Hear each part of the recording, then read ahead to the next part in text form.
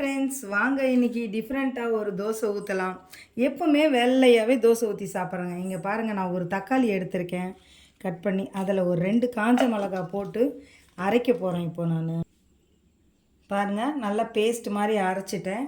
அதை நான் தோசை மாவு கலக்கி வச்சுருக்கேன். அந்த தோசை மாவில் நம்ம ஊற்றிடலாம். ஓகேவா? தோசை மாவில் ஊற்றி நம்ம கரைச்சி விட்டுக்கலாம். எப்போவுமே ஒரே ஸ்டைலில் தோசை ஊற்றாமல் இந்த மாதிரி தக்காளி தோசையை ஊற்றி பாருங்கள், சூப்பராக இருக்கும். பசங்களும் விரும்பி சாப்பிடுவாங்க. ஓகேவா? வாங்க, பேன் சூடாயிடுச்சு. நம்ம கலக்கி வச்ச தக்காளி தோசையை ஊற்ற போகிறோம்.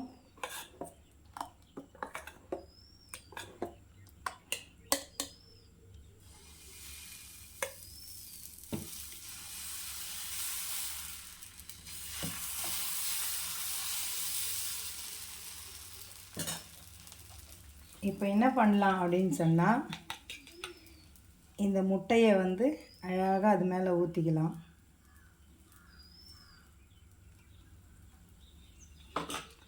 கூடவே பொடியாக கட் பண்ணி வச்சுருக்கிற ஆனியன்னு, அப்படி மழைச்சாரல் மாதிரி ஆனியன் அங்கங்கே போட்டு விடுங்க.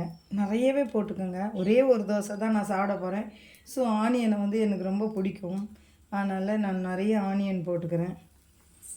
அது மேலே லைட்டாக கொத்தமல்லி தூவிக்கிறேன். கொத்தமல்லி ரொம்ப நல்லது. அதுக்கப்புறமா பெப்பர் தூள்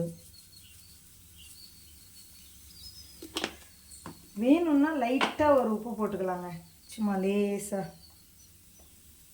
அவ்வளோதான். நம்ம வேணுன்ற அளவுக்கு மேலாக்க அப்படியே எண்ணெய் கொஞ்சம். உங்களுக்கு வேணும்னா நெய் கூட ஊற்றிக்கோங்க. ஓகேவா? நான் நெய் ஊற்றலை. காலையிலே நெய் தோசை சாப்பிட்டா ஸ்கூலுக்கு தூக்கம் வரேங்க. அதனால் அப்படியே விட்டுடுறேன். விட்டுட்டு ஒரு மூடியை போட்டுடுறேன் 2 மினிட்ஸு. வாங்க, முட்டை ஒரு சைடு வந்துச்சு. முட்டை தோசை, தக்காளி முட்டை தோசை அழகாக எடுத்துடலாமா?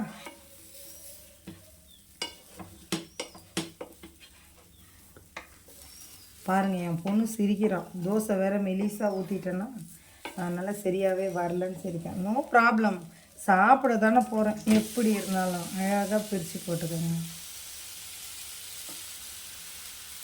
எப்படி இருந்தாலும் புட்டு புட்டு சாப்பிட தான் போகிறோம். ஓகேவா? கொஞ்ச நேரம் லைட்டாக வெங்காயம் வதங்கட்டும். தோசை வெந்து விட்டது, எடுத்துடலாமா? வாவ், சூப்பராக தோசை வந்துச்சு.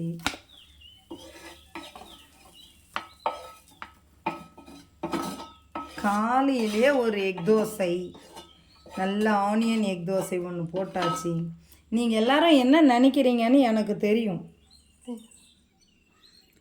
ஒரு எக்கு குழம்பு செஞ்சாச்சு, முட்டை தொக்கு பண்ணிட்டேன். இப்போ பார்த்திங்கன்னா எக்கு தோசை காலையிலே ஊற்றிக்கிறேன்.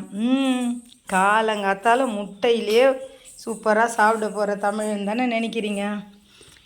அட விடுங்க, இந்த போகிறப்பே சாப்பிட்றதுக்கு தானேங்க. ஓகேவா? சாப்பிட்லாம் வாங்க.